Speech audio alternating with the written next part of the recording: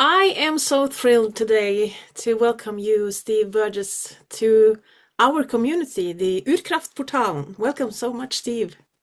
Thanks for having me, Sylvie Katrine. I really appreciate it.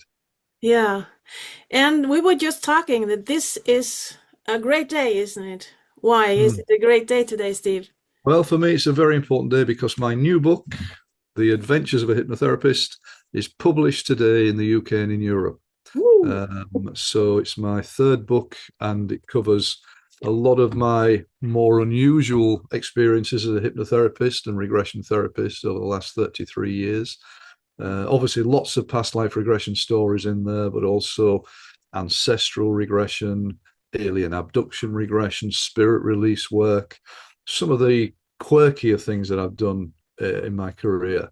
And I'm just so pleased to have it out there because it's obviously a hell of a job to get a book published. And Yeah.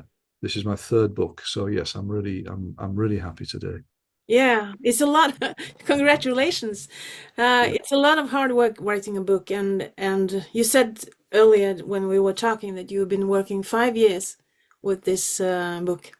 Mm. Yeah, I started writing it in Norway when I was living in Norway 5 years over 5 years ago, and then obviously then rewriting it, trying to get a publisher, etc., etc. Yeah. So it's not an easy gig to have a Yeah. book published, and as I say, it's nice to have a publisher that appreciates the work that I'm doing as well. They're backing me, and they're very happy to have me on the books as well as one of the writers. Mm. Yes, and this is not your first book. You have been an author for many years. I can remember the first book I read it, Famous Past Lives. Yeah, yeah, And then there is the book, The Power of Past Life Regression. yes, And now this one, The yes. Adventures of a Hypnotherapist. A lot of my career I've been is about advocating the importance of past life regression as a therapy, as a credible therapy. Mm, For me, I mean, I've been around doing this work for 33 years, and I've done lots of other training courses in lots of other systems, therapy systems. And although I use EFT and I love EFT and NLP, etc., I still believe that regression and past life regression is the most powerful form of therapy that is available to us on earth nowadays. So I've spent most, if not all, of my career shouting or promoting, getting attacked regularly for promoting past life regression. Even my professional colleagues would regularly attack me, saying, "Oh, it's not real. It's all imagination," and you lose credibility if you keep promoting past life regression. And I have stood up. I've stood up over the parapet, got shot down plenty of times, mm, but now I'm pleased that after all these years, past life regression is coming of age. mm, And I've seen enormous changes in the last 10 years, mm. enormous changes in the way that people will look at and accept past life regression nowadays. It's just quite extraordinary. Yes. And you have been a therapist for, as you say, 33 years, and you have, I could read from the description about you. You have 15,000 therapy sessions, Mm-hmm. and Yeah. that is a really, really many hours and many. Yeah. Mm, Well, many thousands of clients, over 15,000 therapy sessions. I've lost count. I stopped counting a few years ago. yeah, It could be closer to 20,000 now. I don't know, but it's still a vast body of work. yeah. And every day, virtually every day of the week, because I am so busy. I have clients now in 26 countries around the world. I do all the work online. Mm, Surprisingly enough, regression works just as well online as it does in house. And so I prefer to do online sessions. mm, And it's great meeting people from different cultures. yeah, Although most of my clients are in the States and Canada, but I've had clients in virtually every country in Europe and as far afield as Vietnam. yeah. So it's just great to be able to spread this type of work around the world. Mm. So you are one of the therapists that are really, holding on to that role of one-on-one therapy, you know, um, working with the clients, not just writing books I'm or just reading having, books. Yeah, yeah. yeah, yeah. And you have also been a teacher and a mentor, and you're actually my teacher as well. And it's so great to see you again because it's so many years Thank you. since you were my teacher and we. Yeah, Mm. those happy days back in Trondheim. Yes, back in Trondheim, yeah. Yeah, it was really good, really good. And of course, I've moved on. Although I'm still working one to one, I have a one-man stage show now, which I call The Power of Past Life Regression, which is a one-man show where I two and a half hours, present the whole concept of past life regression, share lots of my clients' stories, act out some of the stories as well, because some of the clients' experiences can be so dramatic in regression. Mm. So I'm doing that as a one-man show. And I've also recorded a TV pilot episode of a TV show which is all about past life regression. Mm. So I'm now in the States trying to get that to TV companies to see if we can get a series on past life regression in the States. So I just have such a belief that past life regression is so important. If we get it out there to the world, the Mm. amount of extraordinary healing that can take place for people Mm. is just limitless. It's endless. This, So I believe that's my mission on earth. I really do. yeah. Yes, and it's a great mission to have. So Yeah. let's dive into this. Yeah. Um, what is hypnosis, if you would describe it? What is going on, and why is There this is such a great healing method? Yeah, well, different ways. So let's look at hypnotherapy and regression are actually similar but different. They Mm. both use the hypnotic state. So, what is hypnosis? What hypnosis isn't, I often talk about what it isn't because many people think that hypnosis is like a sleep state where they're going to be put under by the therapist and they're not going to know what the hell's going on. They're just going to lay there in a coma with the tongue hanging out and dribble coming down the side of the chin or something. And then they come around at the end of the session and say, where was I? Mm. It's nothing like that at all. Hypnosis is totally natural. So it isn't being asleep, it isn't being in a coma, it isn't going under anesthetic, so you don't know what's happening. We call it trance. So the jargon word we have is trance. A trance is a completely natural state. We all go into trance at least 24 times a day. So when we daydream, when we're driving on automatic pilot in the car without realizing we're driving, when we're focused into a book or a movie, when we're drifting into sleep, when we drift out of sleep, all of these are trance experiences. And so trance is a natural experience. So what we often emphasize, and you know this as people, somebody who uses hypnotherapy and regression, we're emphasizing that trance is normal. It's nothing weird. So when somebody is in hypnosis, they're not going to be floating around the room or anything weird like that. There are no angelic voices singing in the background. Oh, it's nothing like that. It's just a gentle state of going inwards. And it usually is characterized by relaxation. Mm. Avslappning, is that the right word? Avslapping, yeah. Mm. Okay. You still remember So some of your I've still got some Norwegian words in my head. Yeah. yeah. So it's usually characterized by relaxation. So for most people, when they go into trance, they go into a relaxed state. Mm. And what that relaxed state does, it allows the conscious mind, the thinking mind, just to take a little bit of a back seat for a while. So the thinking mind is still there all the time. We can't shut the conscious mind off. We wouldn't want to shut it off. But it allows the subconscious, the deeper mind, to come from the back part to the front part of the mind. You could say the subconscious is the part of the mind that we don't usually use in an obvious way on a day-to-day basis, although it's there all the time. So what the trance allows is that it allows the subconscious, it's like a flower which has been curled up. The conscious mind gets out the way and the sunshine can then shine onto the flower and it just opens up. The blossoms just open up.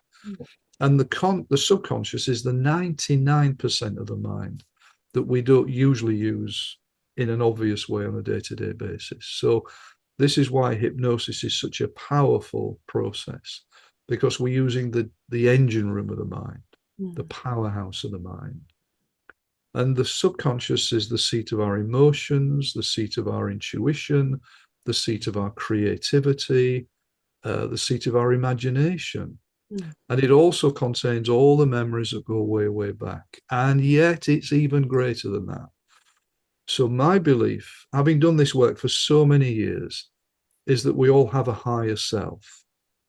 My belief is that our subconscious either is our higher self or is intimately connected to it. And therefore, when we're working in the subconscious, we're working with an extraordinarily wise part of ourselves that knows everything there is to know about ourselves. And it also knows the best healing process as well. Mm. So our subconscious protects us, it guides us if we only are able to tune into it. Mm. So trance is a natural way to tune into it. Meditation is a natural way to tune into it. Meditation and trance assist us. Similar process. When one is in meditation, somebody, if you're in meditation, you're in trance. Mm. So people who think trance is weird, but if you meditate, is that weird? No. Well, when you're meditating, you're going into trance. You're going into a slightly altered state of awareness. Mm. So trance allows the subconscious to come through, and then with a skilled therapist, somebody who knows what they're doing, you can then work in the past, which is what regression is all about, to go back into the past to achieve positive results now. Mm. Mm. So, this word regression, going backward, backward. Scary word. Oh, it's so scary, isn't it? People think regression is something weird. We all regress every day when we think about yesterday. Mm. So if I ask you to think, what did you have for dinner last night, Sylvia Catherine? You'd say, oh, I had I don't know, whatever, a vegetarian goulash or something, or whatever. And when you remember what you had for dinner yesterday, you've just regressed. Mm. So regression simply means, and we all regress naturally Mm. when we think about our childhood, when we think about what we did 3 days ago, when we think about things in the past. Mm. In hypnotic regression, though, what we're aiming to do in most cases is to work on the emotional and energetic roots of the issues that we're struggling with now. So the regression model is that all of our issues, and I mean all of our issues as human beings, come from locked in feelings and emotions from past traumas. Mm. And those traumas take place in any one of three areas: in this present lifetime, and we all have emotional baggage from this life, even though we don't want to believe we have, past lifetimes, and our ancestors' lives, our forfedra. So we can inherit trauma from our ancestors in our bloodline. Mm. So regression is about releasing the traumas from any one or all of those areas which are causing problems now. Yeah. So you can look back into your life that you live today and previous lives or past lives, and also you can look into the lives of your ancestors, dina Yeah. förfäder. Mm. Yes. Yeah. Yeah. And by doing that, now it isn't fun therapy.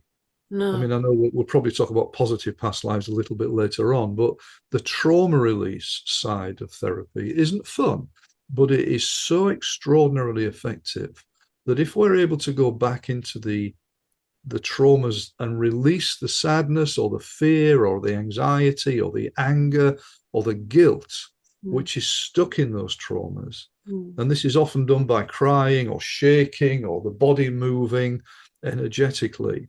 Mm. People know that as somatic releasing. Mm. Um, then the client gets better. Mm. So, for example, it may be somebody comes with do something simple, a phobia of flying. And we're not, and I will say that regression is amazingly powerful and effective for working with phobias. My experience is that at least 60% of phobias come from previous lifetimes. Mm. Now, my client will turn up for a session and say, well, I've had this phobia all my life. it's held me back. I can't get on aeroplanes now, or if I go on aeroplanes, I'm absolutely terrified. And for weeks before the flight, I am chewed up inside. Mm, And I guide them into trance. The subconscious will take them back into a past life, let's say where they were a World War One pilot mm, fighting in those little rickety planes in the First World War, and they got shot down and killed. mm, And a lot of past life regression therapy is death trauma therapy, is releasing death trauma. So, and of course, people hear that and they go, well, that must be horrible. That must be terrifying. Well, you can't die doing this. It's an energy from the past. You're not going to die now by reliving a death that happened 100 years ago or 5,000 years ago. mm, So we go back through that death, release the energy, and the flying phobia just goes, just mm, dissolves away. mm. So that's really the concept of regression therapy. Yeah. Um, and this is kind of, hard to explain to people what is actually going on. I have trained a lot, and to become a hypnotherapist, you have to train. You have to train with clients, and you have to be a client. Mm-hmm. I can remember some of the sessions when I was training on your courses that the experience of um, all traumas leaving the body was kind of, very physical. It was like, you just felt that something left the body.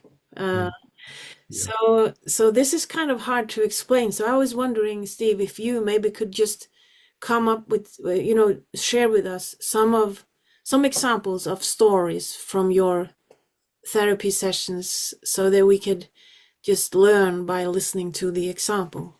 Yes, of course. Yeah, absolutely.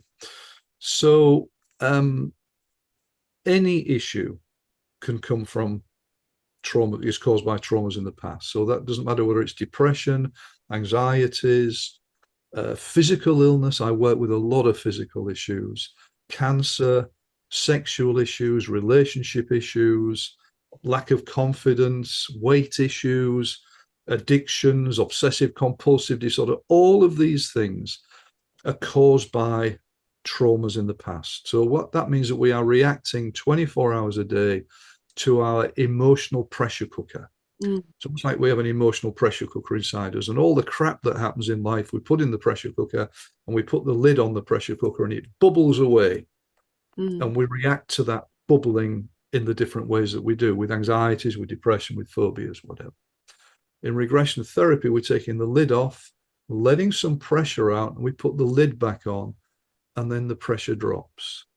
And mm, the more therapy we do, letting the pressure out, session after session, the pressure drops and drops till there's no pressure there. mm. And that's healing and well-being. Yeah. So a lady came to me with severe back pain some years ago, and I write about her in my previous book, The Power of Past Life Regression.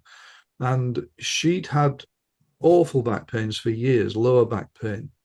And it was really getting on top of her because she had pain all the time. She was a young 30, 40-year-old woman. She couldn't go to the gym because she was in too much pain. So she was putting weight on. And because she put weight on, she was feeling depressed and upset about everything.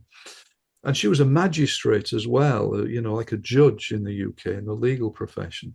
So she certainly didn't have any idea about all this past life nonsense, all this reincarnation stuff. And her subconscious, when I guided her into trance, oh, by the way, she'd even had surgery, Mm, that she'd been to hospital and they'd opened her up under anesthetic, couldn't find anything wrong with the back. And they just stitched her back up and sent her home with painkillers. mm, So um, the subconscious said there were 4 past lives causing this issue. The first past life was the big one. And she went back into the Second World War, where she was a young male Nazi soldier who hated the Nazis and hated being a soldier. He was an artist, this young man, a teenage artist, but his father was a bully, a military man, and he had to sign up and join the Nazi party. But they found out because he had a background in art the Nazis used him to go around cities that the Nazis were conquering and steal art treasures from those cities and ship them back to Berlin. So this young man had a cushy number, a cushy job. You know, he was quite okay with this. He wasn't fighting. But then suddenly he gets drafted to go on the Eastern Front to fight the Russians. Now Mm. life was now serious and very serious.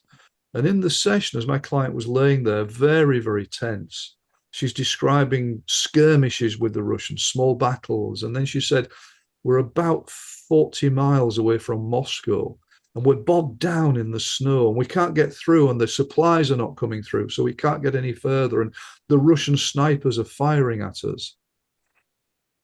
And this young man was terrified and Mm. even had an awful time where he had to shoot a young Russian boy and felt desperately sad for doing that. But then he is told about an icon, a Russian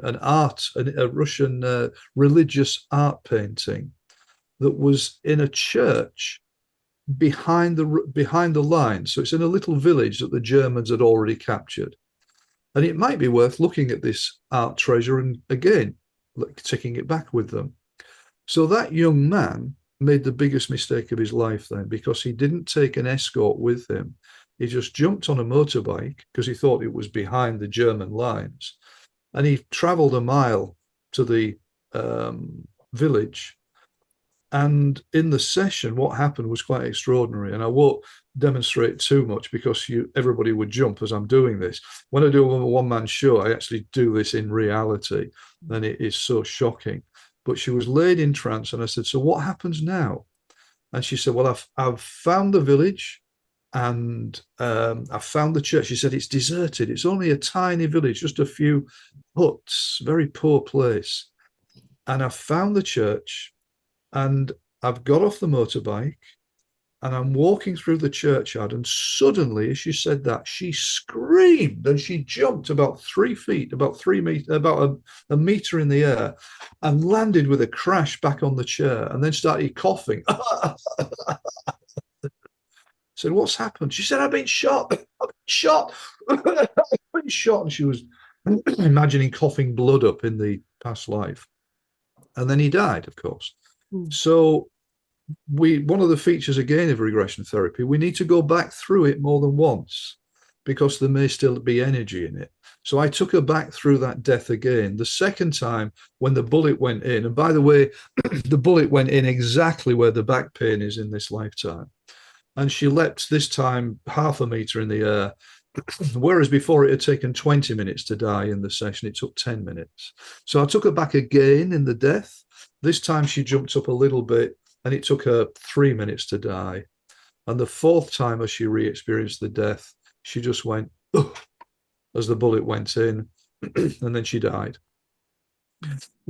She came out of trance. She was shocked, understandably, because this is not what normally happens on a day-to-day basis in most of our lives. It does in my life and in your life when you're a therapist, but not in others. She came back a couple of weeks later and the back pain was already 75% better. Mm. And we cleared the other 3 past lives up fairly quickly. The back pain was completely cured. Completely cured. She could then start going to the gym. She lost lots of weight. She became more confident in herself as well, which is always a nice side effect of therapy. And she's never looked back since then. I had, what about an anxiety state? You know, so many people come with anxiety states. I had a lady who had severe anxiety and claustrophobia. You know, claustrophobia, which is a fear of enclosed spaces. Mm. And she also had a need to yawn all the time and sigh. She had to go all the time, as if she was gasping for air, which was very embarrassing because she was a teacher. Mm. So you can imagine being in front of a class of school kids. So her subconscious said there were, I think it was 7 past lives, I think, causing this. And over several sessions, we worked through all of the past lives. In one of the past lives, she was a young woman living in medieval times, and her living like a peasant. And the bad people in the castle came and stole her away and made her work as a slave in the castle.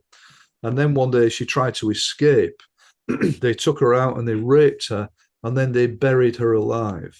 Mm. Of course, buried alive, she couldn't breathe. Mm. So that's part of the breathing thing. In another past life, she was in the Second World War as a woman who died in the Blitz. So she was in a house in London when the Germans were dropping bombs, and the house got hit, and then she couldn't get out. It was a wreckage and it was all burning, so she couldn't breathe Mm. as the house was being burnt down around her, and she died. So again, couldn't breathe, etc., etc. So we did quite a few sessions on these and other past lives. Completely cleared the claustrophobia, the need to go all the time had gone, and her anxiety state was released. Mm. Another lady came with severe depression, and there were 8 past lives causing the depression. And can't remember all of them, but one of the past lives, she was a young woman who had a young child, and the child died, and she couldn't come to terms with the death of her child. So Mm. she committed suicide. In another past life, she was a young flower seller living in Victorian London in the 1800s, very poor, just living in poverty, desperately going out to sit at the edge of the street every day, holding flowers up, hoping people would give her a coin for a flower. Mm. And she got more and more malnourished, more and more sick, that one day she couldn't work. So she drags herself to somebody she was told was a cheap doctor who wouldn't charge her very much. But this chap was, in English, we say a quack doctor. He wasn't a real doctor. But he took her in, then he raped her and he stabbed her to death. So then there was another past life where she was a young man in a battle, and he got so terrified that he ran away from the battle and felt so guilty for what he'd done there. He did actually die soon afterwards. In Mm. another of the past lives, I think she was persecuted as a witch. She was hung as a witch, and Mm. she wasn't a witch. And of course, in my new book, I talk about this extensively. I've had hundreds of clients over the years who have died as being persecuted as witches. Mm. Hundreds of this, it's hundreds of times. And the majority of these people in this present lifetime are actually quite psychic and quite clairvoyant. So it's as if they're brought in, they weren't witches in the past life, they were maybe herbal healers, Mm. but they've brought in that energy and that wisdom into this lifetime. Mm. And in fact, one lady, she had real good clairvoyant skills, and she wanted to be a medium. She wanted to do readings for people, but she was terrified of sitting in front of somebody and doing the cards and doing readings. She froze, so she couldn't perform. And we found in a past life that she'd been killed as a witch, but before she was killed, she had her tongue chopped out. Mm. So of course again, can't speak out because the tongue had been chopped out. So these type of things are, I mean, these are all very graphic, Mm. and they don't always, past lives are not always so graphic. Sometimes we may lose a loved one. It may be a relationship ends in a past life, and that means that in this present lifetime, the relationship may be doddery Mm. because of the energies from the past life where it ended. There's a thread that goes from the past life to now. Mm. But by releasing the past life energy, it strengthens a relationship now. So you name it, and if you give me another 2 hours, I will bore you and your people, your group, for hours with these type of stories, because I've got so many hundreds, if not thousands, of them. Mm. Yeah. But the thing is, then that um, when we work with, trauma of this life, it's actually the same thing. It's just that it's the concept of going even further back, and the concept of uh, the remaining energy is Mm. it's still there, and it's still very much alive. It's like it's happened yesterday. Good So words. there, the Good concept words. of time isn't actually No, is not a part of exactly. our soul or our higher self The or subconscious doesn't know the difference between yesterday, today, and 6 weeks or 2 years ago. The subconscious just knows what is. Mm, What is in the subconscious is what is we're reacting to all the time. yeah, So, and also it has to be said, people don't need to believe in reincarnation to mm, get benefits from regression therapy. Many of my clients, I mean, I had a young man came with severe migraines years ago. He was 13 years old, and there were 8 past lives causing his migraines. And I usually find with migraines, not always, but mostly, that migraine, are mm, caused by deaths in past lives where there's been blows to the head. And this young man, we cleared 8 past lives in one session, in 1 hour in trance. We mm, completely cleared all 8 past lives, and the migraines were completely cured. mm, So that boy had no knowledge of reincarnation. He'd not been brought up in a weirdo, woo woo hippie household like mine is. He'd just been brought up in a standard middle class home, but his subconscious knew where to take him. So when people say, oh, well, this is all imaginary and made up, I say, why does a 13-year-old boy go into 8 past life deaths in order to cure his migraines mm. if it's made up? Why has he done that? That doesn't make sense. No. This stuff is real. Mm, And you and I know when we're doing this work, if somebody experiences a fantasy past life, which isn't real, they are so obviously not real. You can tell them within minutes. mm. Um, these are very real experiences. And of course, we get clients who sometimes come up with specific information from the past life. Yeah. And then it's verified later on. Mm. And you have been working uh, for so many years, and one of the things that you have done is you have put a lot of work into, documenting or uh, yeah, documenting past lives experiences and trying to, verify them historically or in other ways. So this is the main content of your first book, Famous Past Life. Could you Mm, please tell us a little bit about, actually being able to verify historically mm, uh, the things that your client is telling you during the sessions? This yes. this is very exciting to hear about. Yeah. I think the first thing to say, however, is that, because the accusation, many people who don't understand this say that, oh, everybody believes in a past life. They've been Henry VIII or Cleopatra or Alexander the Great or somebody famous. That isn't the case. Yeah. 99% of regression sessions, my clients are peasants, farmers, doctors, soldiers, prostitutes, shopkeepers, whatever.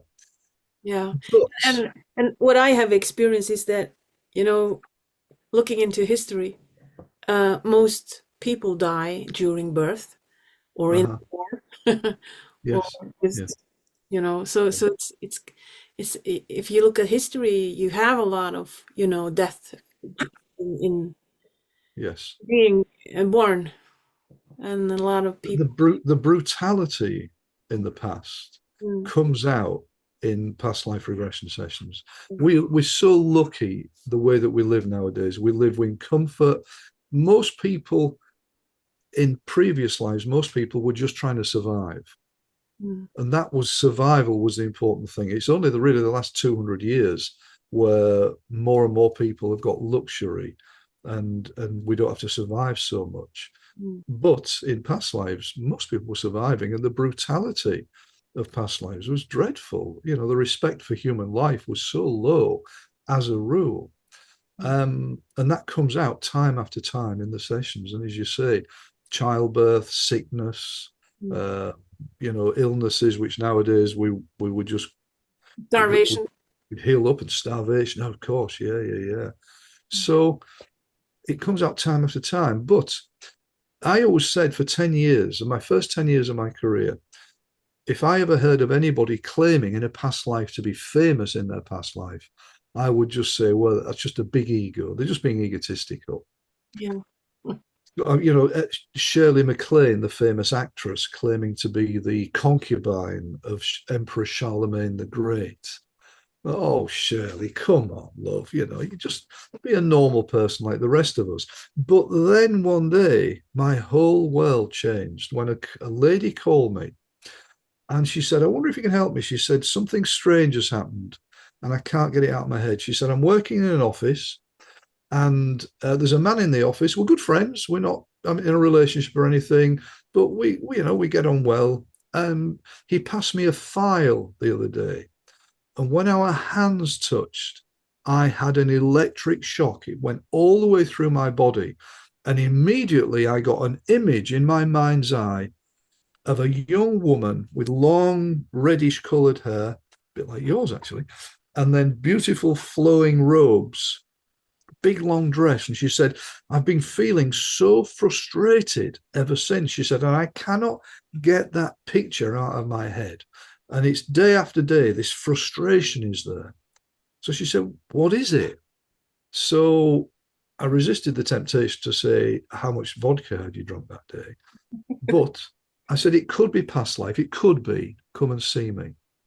So she came for a session.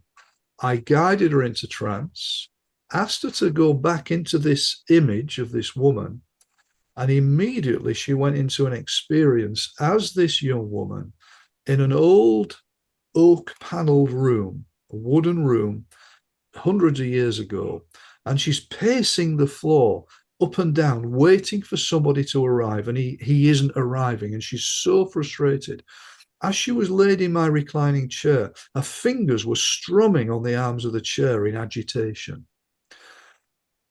And then all of a sudden, the door opens and this man comes in wearing all these very fancy clothes. And they run into each other's arms and it's huggy, huggy, kissy, kissy stuff. And so I thought, oh, that's the man she's been waiting for. And I thought, oh, well, this is the man, by the way, who was in the office who touched the hand, obviously.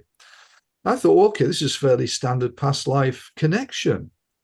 Let's go a bit further into that life. And so she then went into a scene where she saw herself sitting on a throne up on a stage with hundreds of people looking at her. And then a man came towards her and he bowed and he said, Your Majesty. Oh, I thought, okay, this is a bit different.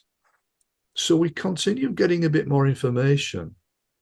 And it appears that this lady is the reincarnation of Queen Elizabeth I, who is one of the most important and famous members of royalty in English history.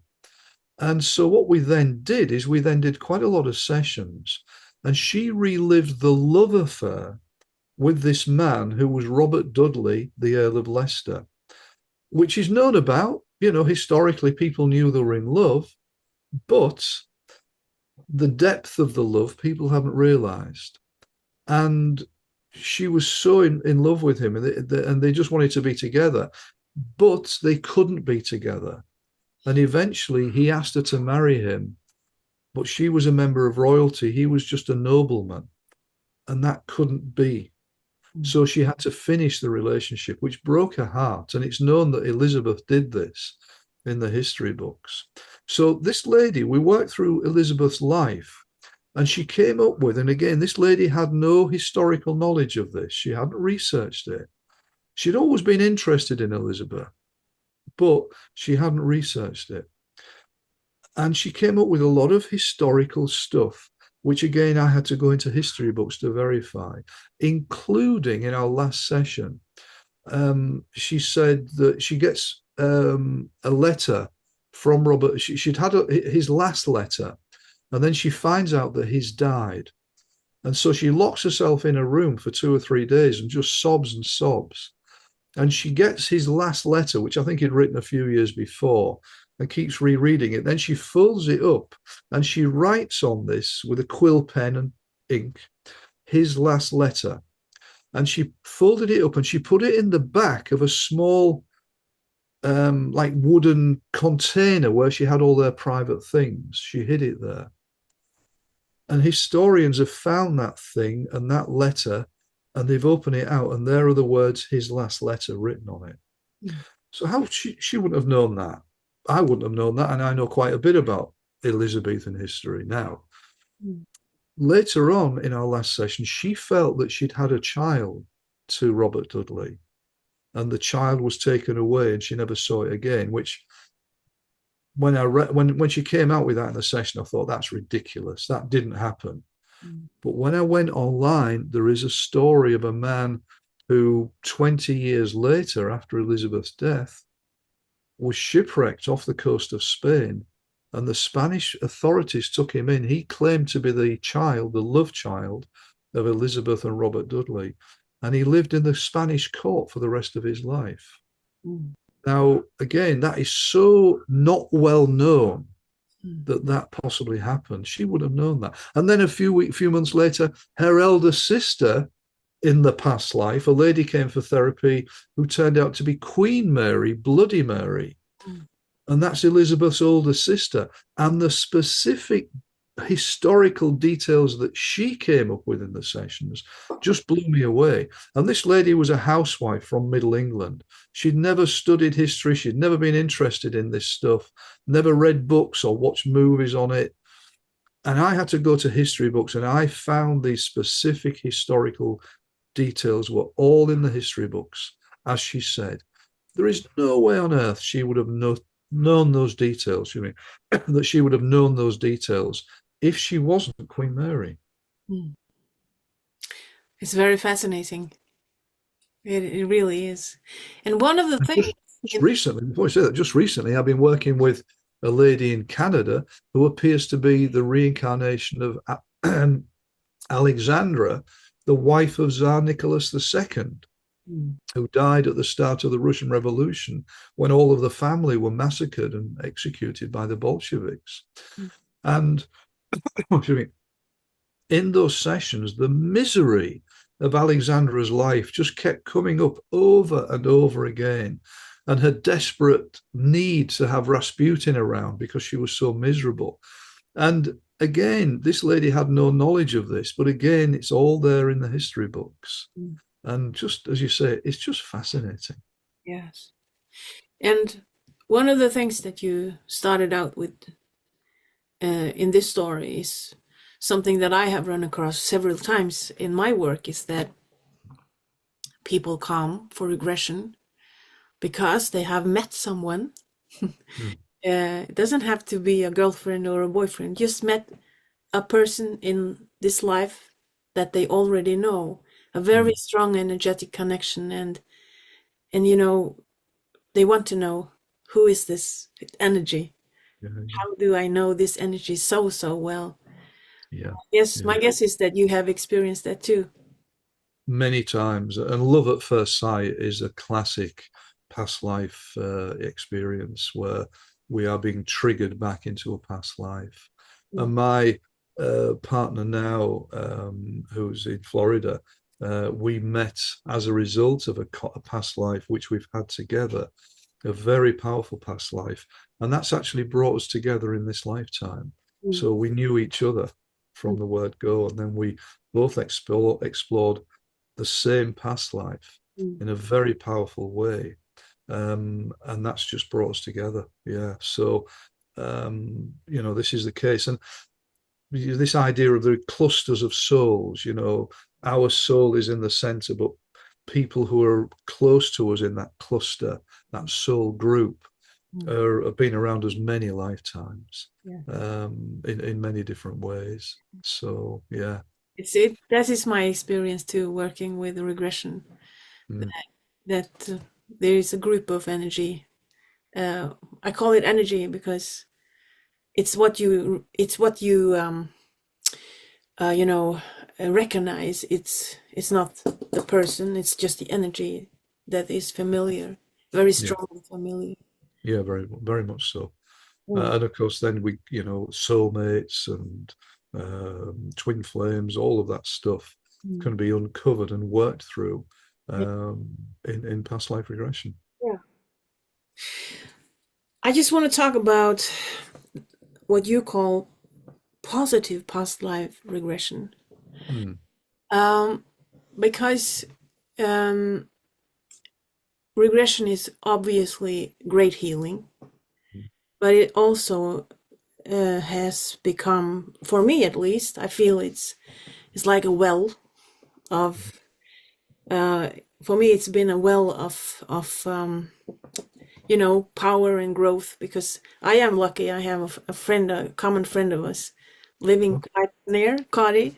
got it. Several times when I feel when I get the impulses that here is something for me to experience or to what's the word in English? Investigate. I feel it Mm-hmm. within me. I have to investigate this thread of something important.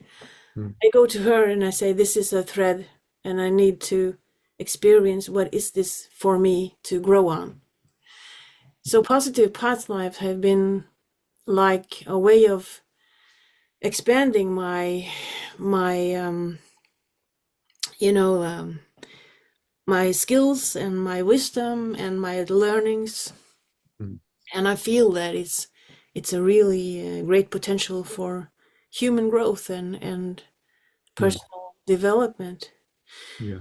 And I was just wondering if you could share some of your experiences with this Mm, way of using regression as not just a healing modality, but also for a source of a way of growing as a soul and as a human being. yes. Positive past life regression is the forgotten part of past life regression. So we all, as I do, go on and on about releasing trauma and releasing trauma in past lives. That, for me, is still the most important way to go at first. Mm. But the idea of positive past lives is we can go back into a past life and bring back qualities or resources, abilities that we had in the past that we can do with now in our lives now. So it may be that a person lacks confidence. We can go back into a positive past life. And because we've done everything and we've lived many, many lifetimes, most of us, the vast majority of humankind, have lived thousands and thousands of past lives, not always on Earth, sometimes on other planets, but most of us have lived many lives. So we've done everything. We've killed, we've been killed. We've murdered, we've been murdered. We've raped, we've been murdered. We've raped. We've been rich, we've been poor, etc., etc. Mm. If we lack confidence now, there are certainly past lives where we've been strong. And the aim is then to go back into those past lives and to get a sense of that past life and bring those strengths back into now. Now it's usually done very quickly. Actually, it's relatively fast. I'm sure you found that with when you've done it with your people. It's a relatively quick process, and in one session we can usually do one or even two positive past lives to bring those qualities back in. So there are occasions though where the subconscious does it spontaneously. So, for example, I had a client, a gentleman in the States, who had one of the worst cases of irritable bowel, um, lectam, Yeah. lectam. One of the worst cases I've dealt with in my career. And regression therapy is brilliant for healing lectam, irritable bowel. But this man was 60 and he'd had it since he was 15 years old. Um, and he'd never even been able to have a relationship. He'd never been in a relationship because he tried to have dates with some women years ago. And he said there was one evening, he said, I took this lady out for dinner and we're sitting in the restaurant. He said, I had to keep going to the bathroom, and he said eventually after the, I don't know, 10th time I've been to the bathroom, I came back to the table and she'd gone. And the waiter said, she just couldn't wait for you, mate. She'd gone. So he could not have a relationship working. He'd been able to work, but hell of a job trying to work. He needed to have toilets around all the time. And what I expected was that his subconscious would take us back into quite a lot of fear based past lives because it's usually fear that causes irritable bowel, like TAM. And we did a bit of that, but it actually took us into several positive past lives, which were more powerful to him than the trauma release past lives. So in one of the past lives, he was a Roman soldier, very strong man, no fear in any way. He was in battle and he wasn't scared at all. In another past life, he was like a Japanese samurai man who was very much into honor and being strong and being brave. In another past life, again, he was in the Americas in the early 1800s as an English soldier. And he was fighting Native Americans. And he was just one big fight. A big Native American brave came at him with an axe or a tomahawk. And he just stood up to him and they had a fight and he killed this Native American brave. He had no fear. So we went through quite a few positive past lives, and his irritable bowel got 85% better. Okay. So it hardly existed. And one day he surprised me. I hadn't seen him for about a month, and we came on for a session, and he said, "You won't believe what I've done in the last couple of weeks, Burgess." He said, "I booked a flight. I went to Los Angeles. I stayed 3 days in a hotel for a conference, and I flew back." And he said, "I didn't have a single problem." Mm. He'd never been able to do that in 60 years. So sometimes the positive past life stuff is as important as the trauma release stuff. Mm. Yeah. Yes, and this is it's it's quite exciting, to see the changes that it's actually Yes, possible. Uh, yes, very much so. And so fast. However, and I always put however with this, in my opinion, you still have to do the work. mm, You still have to release, empty that pressure cooker. Because if mm, you just put positive stuff into the pressure cooker, mm, there's a possibility that the negative stuff may overwhelm the positive sooner or later. So I believe we need to do both of those things. And positive past life stuff is a good thing to do, gets people into past lives, gives them a good boost. mm, But at the same time, we can't run away from this. mm, Because if you empty this, then the positive is even more positive mm, because there's nothing to pull it down. mm. Yes, of course. Yeah, and that's the way healing goes. Uh, Yeah. we talked about it earlier, the Mm. travel from below zero and up to zero, and then Yes. Yeah. And what? I believe we have to do this work, as human beings. Mm, Having therapy is important. mm, We need to do the work on ourselves. Why? Because if we don't do the work on ourselves, we just take this same shit into the next lifetime. yeah, So well, why not work on it now? Because also, by clearing your shit now, you become more at peace in yourself. mm, So, therapy is and it don't matter what the therapy is, any good therapy which helps somebody to become more balanced is helping to balance the earth. And everybody who has good therapy and feels more at peace in themselves, they are spreading that sense of peace out into the earth, into the collective. And therefore, I think we all have a responsibility to work on ourselves, not just for the benefit of that, because it's just amazing when as you know, once you've got rid of a load of shit, you just feel so good and so much more calm and so much more balanced and effective. Why not be like that? mm, Instead of, but a lot of people run away from therapy. I mean, it's great that you're working with your groups to, get people into working on themselves. We all have, I believe, a responsibility to work on ourselves. I still have therapy. I'm 108 years old and I still have therapy. I still have regular sessions with a colleague and we swap sessions yeah, and because I want it's to a do that. way of, yeah, because sometimes even though I don't feel like I have a weight on my shoulders anymore because I've done the work, but I still often feel that in order to release these resources within myself, I have to do something. I have Yes. to, you know, turns Yes. switches within my subconscious mind to Yeah. just mm. Yeah. But So I talk a lot about being free. Therapy sets you free. yeah. Why live your life in prison Mm. when you can be free? And it's just a different way of being. Well, I have to one thing that I just wanted to ask you because it's I find it very intriguing that we sometimes when we work with clients we revisit past lives that are particularly interesting.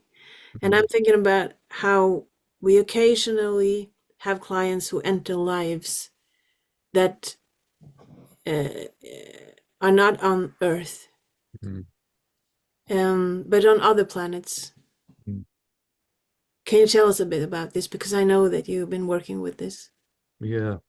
And it's very strange the way this has happened for me as well, Sylvia Katrine, because over the last, let's say, 10 years, I'd have the occasional client who would experience a past life on another planet. In fact, one gentleman in Norway, when I was in Norway, came for therapy, and he was his spacecraft crashed on planet Earth. So he wasn't from here; he was from other planet, and his spacecraft crashed on planet Earth, and he survived. Mm, But then he spent some time living in terror, hiding from humanity, hiding from human beings, mm, because he knew that if they caught him, he would be in trouble. And as we know, what the American government do, Roswell and places like that. mm, And he kept saying, what is wrong with them down here? What is wrong with them? It doesn't have to be like this. mm, It doesn't have to be like this, because he'd come from a higher place, a place of intelligence and spirituality and love and awareness. And he comes down onto planet Asylum. mm, And he just kept saying, it doesn't have to be like this. What happened is it was a bit like E.T. Phone Home. His people did come and found him, and then they took him back, and he had great relief when he got beamed back up onto his on a spacecraft. mm, So it occasionally was happening for years, but at the end of 2023, last year, me and my team, because I also have a team of hypnotherapists who I've trained and I pass work on to them when I get so busy. We all went through many months where many of our clients experienced past lives on other planets. mm, And it was week after week after week. It was quite extraordinary how it was happening for all of me and my team. mm, And it was just strange the way it happened. And I understand this also happened to Dolores Cannon. So Dolores Cannon, she found that she was like me, a bulk standard regression therapist. And then suddenly a flood of people came to her who had past lives on other planets. She then created a way of working with them, which was much more detailed than my way of working. But I'm just wondering if, she's dead. Maybe I'm the new Dolores Cannon. mm, Maybe not. Maybe I should go and get a pink rinse and wear granny jumpers. I don't know. But it's happened time after time. And very often, these people on the other planets, they don't have a physical form. Sometimes it's an energy form. Invariably, they live in an energy of love, in a higher energy of intelligence. They're communicating telepathically. Some of the extraterrestrial races do have physical forms, but they're much lighter than ours as well. Occasionally, I've had clients who have had very bad past life on other planet experiences where their planet has been attacked mm, by other life forms, and the people have been virtually destroyed and they've had to flee to other planets. So it's something that has been happening, and it's very strange the way it all started to happen just over a year ago. And my take on this is that, okay, we're doing therapy, of course, because there's some good therapy here. But what is happening? I think two things are happening. Firstly, some of those clients now have a direct connection to their home beings. It's almost as if they're not really from down here. And this is especially people who are very sensitive and who have had difficulty fitting in down here on Planet Asylum. You know, as children, they just can't cope. And, you know, people talk about indigo children, crystal children, whatever. Mm. It may be that these people are coming from other planets, and that's why they can't cope with the madness down here. But the second thing is, I believe that they are being reincarnated now on Earth at this time in order to help with the Great Awakening, because I do believe there is a Great Awakening going on Earth now, because we're in a mess down here. And the last 5 years have proved that we're in a mess. Mm. So I think these people are being implanted down here, almost like it's their mission to bring a higher energy. They don't have to do anything. Just being here brings a higher energy from these places, and that then raises the vibrations of the earth. Mm. Although, having said that, some of those people are able to draw on those vibrations. Like I said, they've got a good connection with these higher beings. Some clients start downloading from their home beings and getting downloads regularly, which is quite amazing. Yeah. But it's a new trend. And all I can think of is it is part of the Great Awakening. Yeah. So what you have been noticing or seeing is that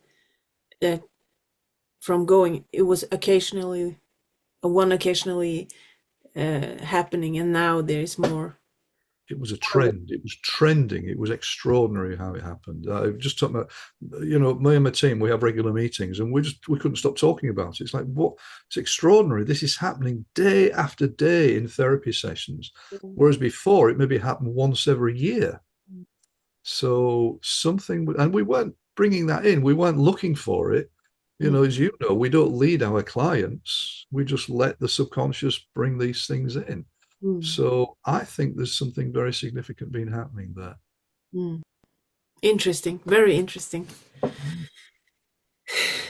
I would just like to finish off with a philosophical question. Um, because we live many, many, many lives. And why is that, do you think? Do you believe that there is a greater plan for our souls beyond just being reincarnated again and again? Yeah. I mean, the traditional viewpoint of reincarnation, and I was, as you probably know, I was a practicing Buddhist for many years. I'm not now, but I was a practicing Buddhist for many years. And the traditional viewpoint of reincarnation is that, yes, we live many lifetimes and we grow as a soul, as a spiritual entity over many lifetimes until we get to the stage where we don't have to reincarnate. And then we can get reborn in higher spiritual realms, you could say. So that for me is the purpose of it. And that's the traditional viewpoint of reincarnation. Mm. There is, having said that, the completely opposite view, which is a modern view, which I am looking at, but I can't find any real research on it.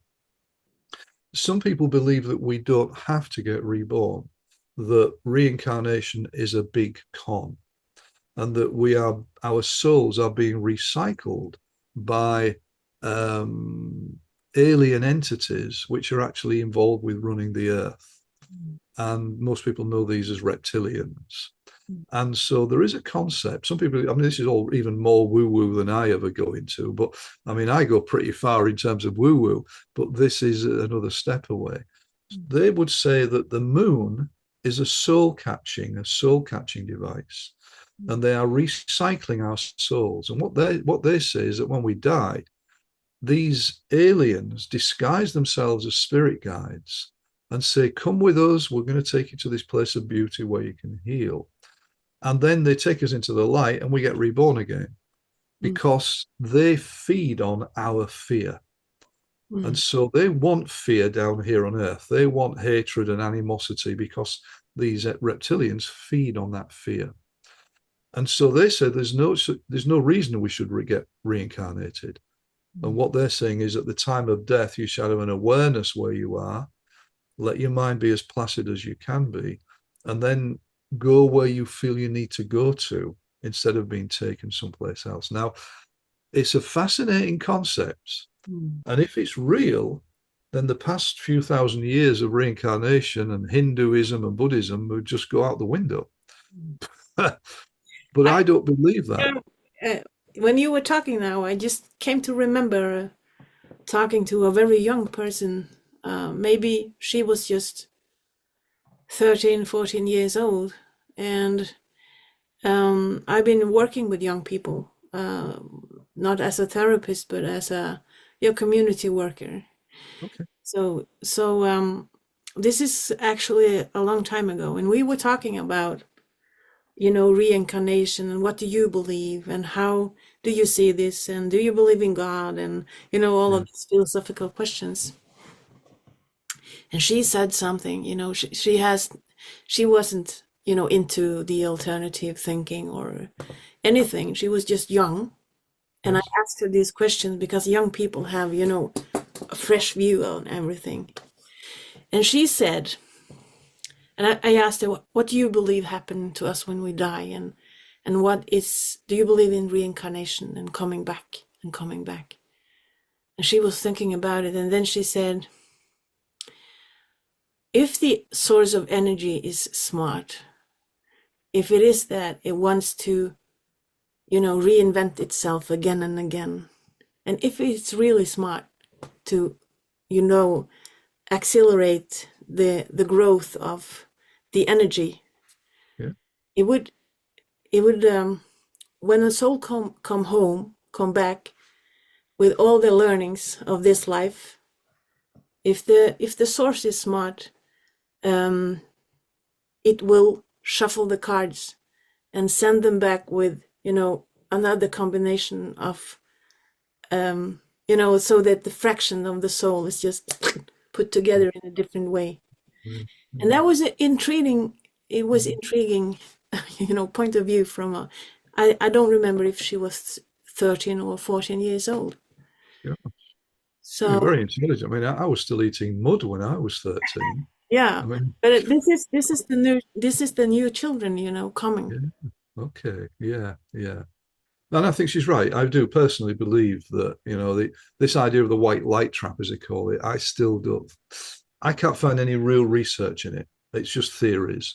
Mm, Whereas for me, the reincarnation, growing over many lifetimes, getting those different decks, those different cards in different ways, growing as a soul, so that ultimately when we develop so much, we don't have to get reborn. We are then more close to source. I think that's what is actually happening, yeah. and I really believe that.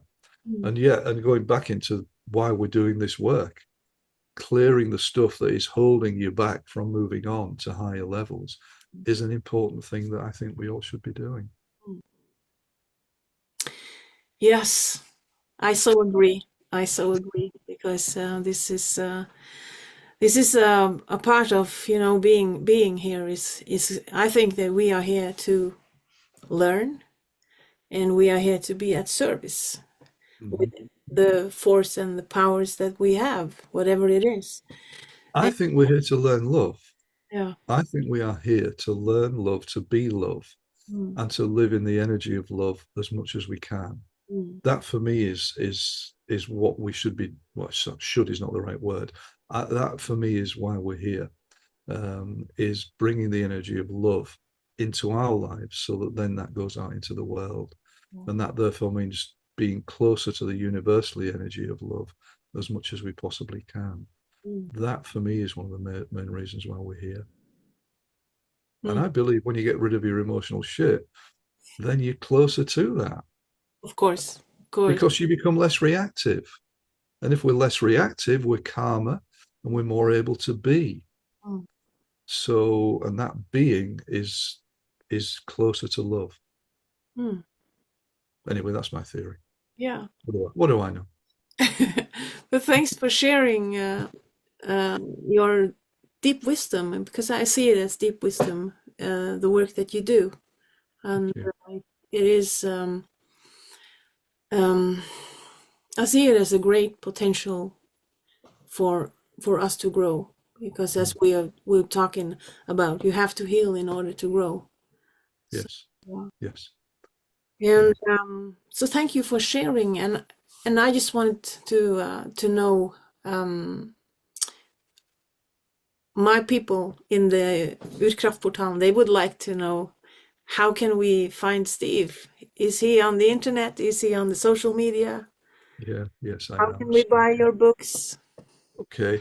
Well, my website is steveburgesshypnosis.com, steveburgesshypnosis.com. And that's the best way to get hold of me. I have my own YouTube channel called Hypno for All, HYPNO, the number 4ALL. And that contains 26 free hypnotherapy recordings that people can listen to whenever they want to, for all sorts of things like anxieties, can help with lack of confidence, with irritable bowel. So those are free hypnotherapy recordings that I've recorded. There are also quite a lot of interviews on there about regression that I've made with my team members. There's Mm, also a couple of past life regression live videos on there of mm, live sessions that I did with one of my team members to work on a phobia that she had. mm, So that's on Hypno for All. My Facebook is The Power of Past Life Regression. mm, And I usually post on there when I'm doing podcasts, especially now that the new book is out. I'm on the promotional trail. So I've been invited on podcasts all around the place. And what I usually do is then post the podcasts on my Facebook page, The Power of Past Life Regression. mm, Unfortunately, I am also on Instagram, even though I really don't understand Instagram at all. And that's Steve Burgess Hypnotherapy. I don't go anywhere near TikTok because I certainly don't understand that. And X, no idea what that is. mm, So the best way to find me is really steveburgesshypnosis.com, Power of Past Life Regression, and Hypno for All. The books are available on Amazon, Barnes and Noble. All booksellers sell it. mm. And I've seen it here in Norway. Norli is selling it in Norway. Holy, okay, good, thank you. Yes, of course, yeah. So yeah, and that's how to get hold of me. Yeah. Okay. Thank you so much, Steve, for being here and for sharing your wisdom and experiences from your work as a hypnotherapist. Pleasure. Thanks for inviting me, Sylvia Katrine, and I hope that your group has found that interesting. And yeah, keep doing the good work that you're doing. Yeah, thank It's you so much. great to hear what you're doing. Really And is. good luck with your new book. Thank you. Thank you. My pleasure.